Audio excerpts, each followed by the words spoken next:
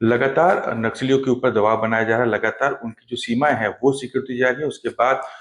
उनके कई पत्र जारी होते हैं, मुठभेड़ों में उनके पत्र मिलते हैं जिसमें ज़िक्र होता है कि हम लोग बहुत डरे हुए और समाये हुए हैं, एक जगह स्थिर हो चुके हैं। छत्तीसगढ़ में क्योंकि डेडलाइन को लेकर भी कई बातें उनमें लिखी हैं और साथ ही उसके बाद एक लेटर और मुठभेड़ के बाद प्राप्त होता है जिसमें लिखा हुआ है कि कई बच्चों को जो है ट्रेनिंग दी जा रही है, बम बनाने की ट्रेनिंग दी जा रही है। उसके बाद आज एक लेटर और जारी उन्होंने करते हैं, उसमें लिखा गया है कि हमारे इस साल जो 76 साथी मारे गए हैं। उसके बाद उन्होंने 4 अप्रैल को बीजापुर बंद का भी आह्वान किया। इस पूरे मामले को लेकर आज हम बस्तर आईजी सुंदराज पी के साथ हैं, इनसे बात करते हैं, समझते हैं कि किस तरीके से लेटर क्योंकि आया है, मिला है और जिस तरीके से लेटर मिला है, कितना पुराना वो लेटर है और इस लेटर को लेके आखिर रणनीति क्या रहेगी। पहले टीवी में स्वागत है आपका। जी, धन्यवाद। सर, एक लेटर मिला है सबसे पहली मुठभेड़ में जिसमें बोला गया है कि जो माओवादी की जो टीम है वो मनकी है, जो उनकी लीडर है, बताया कि सिकुड़ सा गया है और डरे हुए हैं और डेडलाइन को भी लेके उनमें काफी भय है।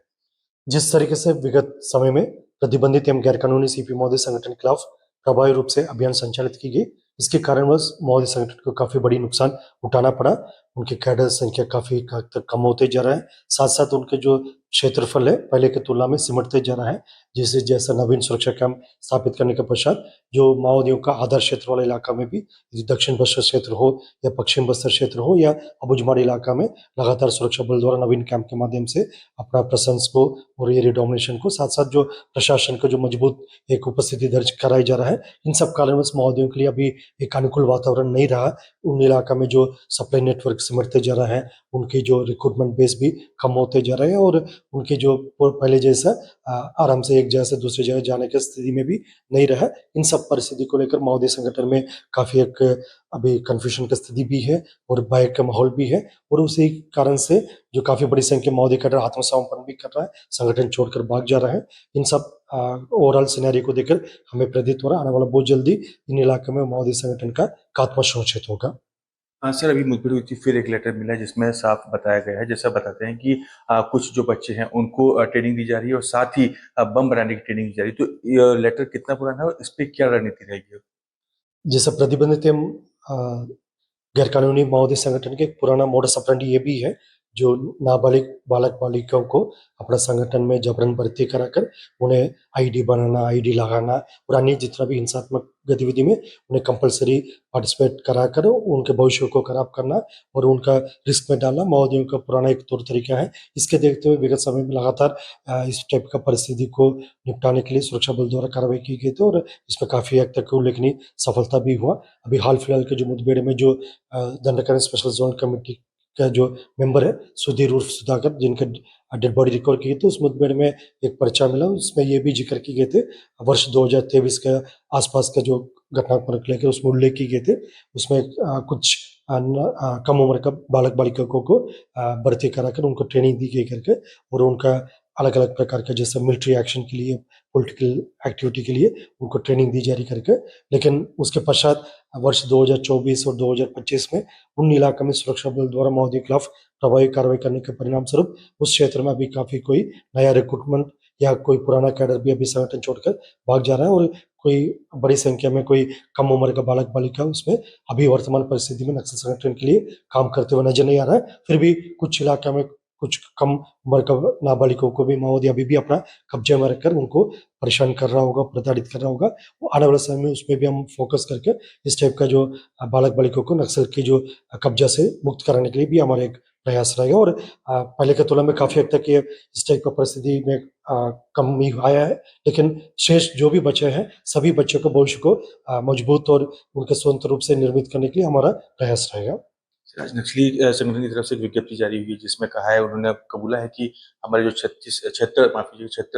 जो माओवादी है वो मारे गए हैं और साथ ही 4 तारीख को फिर से उन्होंने बीजापुर बंद का आह्वान किया है। तो इस बार ये बहुत कम देखा जाता है कि लगातार जो है माओवादी पहले आरोप लगाते, लेकिन इस बार उन्होंने 76 माओवादी के मारे जाने की खुद कबूला है। जिस तरीके से विगत समय में हर एक मुठभेड़ के पश्चात काफी बड़ी संख्या में जो उनके सीनियर और मिडिल लेवल का कैडर का डेड बॉडी रिकवर की गई है, जहाँ साथ साथ जो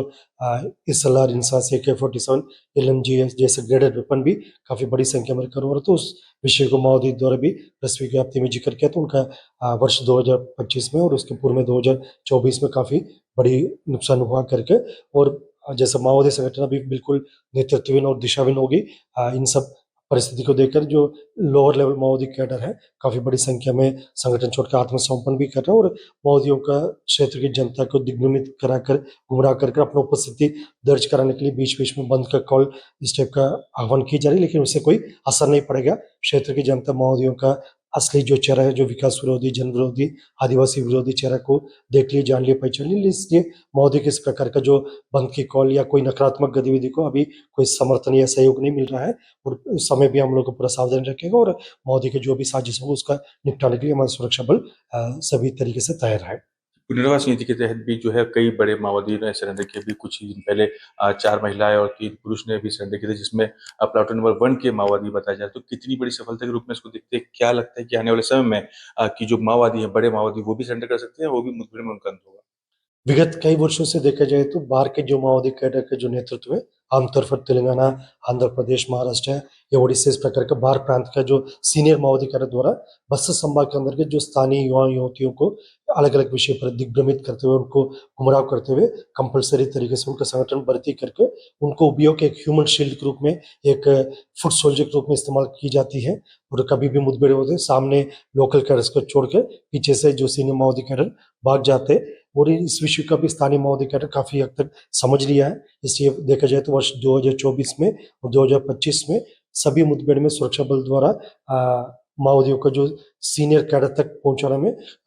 हम लोग का जो एक रणनीति के तहत अभी काम आया है और माओवादी संगठन का जो लोअर लेवल कैडर काफी बड़ी संख्या में संगठन छोड़कर आत्मसमर्पण कर रहा है। ये वर्ष 2024 और 25 का भी विगत यदि 14-15 महीने में देखा जाएगा, लगभग 1100 से अधिक जो माओवादी कैडर हिंसा त्याग करके आत्मसमर्पण किया। उसमें ना सिर्फ मिलिशिया लेवल कैडर, जो सीनियर लेवल का जैसा area committee, division committee level का कैडर भी सामने आ रहा, सरेंडर हो रहा है। उन सबका शासन की जो आत्मसमर्पण एवं पुनर्वास पॉलिसी के तहत हम उनका पुनर्वास के लिए सभी प्रकार का सहयोग और कार्रवाई करेगा और शेष माओवादी कैडर से भी हमारा अपील भी है। अभी उनके पास मात्र एक ही विकल्प बचा है, हिंसा छोड़कर आत्मसमर्पण करे, नहीं तो अभी जिस तरीके से कार्रवाई चल रहा है फिर उसके हिसाब से उनका गंभीर परिणाम को सामने करना पड़ेगा। अभी भी उनके पास एकमात्र विकल्प बचा है, हथियार छोड़े, हिंसा त्याग करके और शासन के समक्ष आत्मसमर्पण करे। सर, एक निर्धारित समय दिया गया है कि इस समय तक जो है बस्तर जैसे क्षेत्रों से और छत्तीसगढ़ से नक्सलवाद खत्म हो जाएगा, तो उसके तहत भी कुछ कार्य योजना है?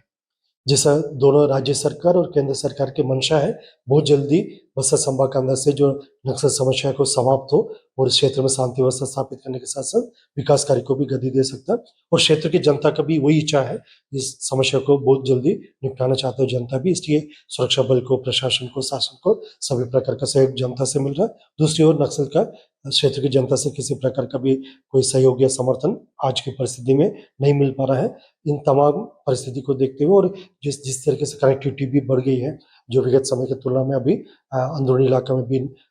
जो रोड एक्सेस अभी प्रारंभ होगी, तरेम से लेकर पामेड़, बासोड़ा, जगरोंडा, पल्ली, बारसूर और आबूझमाड़ के अंदर भी नारायणपुर से लेकर सोनपुर, गारपा तक उत्तर बस्तर में भी काफी इलाका में अपना कनेक्टिविटी बढ़ गए थे। ये सब ओवरऑल सिनेरियो को देखकर हमको पूरा विश्वास है, जैसा शासन की मंशा और क्षेत्र की जनता की इच्छा, उसी अनुरूप बहुत जल्दी ये नक्सल समस्या समाप्त होगा और इलाका में शांति व्यवस्था स्थापित होकर विकास कार्य गति प्रदान करने के साथ साथ एक नया पहचान, एक पॉजिटिव आइडेंटिटी बस्तर संभाग के लिए प्राप्त होगा। शुक्रिया सर, यूनियन को टाइम देने के लिए। तो ये बस्तर आईजी सुंदर एसपी, जिन्होंने साफ कहना है कि एक समय, सीमित समय तक जो है नक्सलवाद खत्म हो जाएगा और साथ ही नक्सलियों को चेतावनी भी दी है कि आने वाले समय में वो एक जो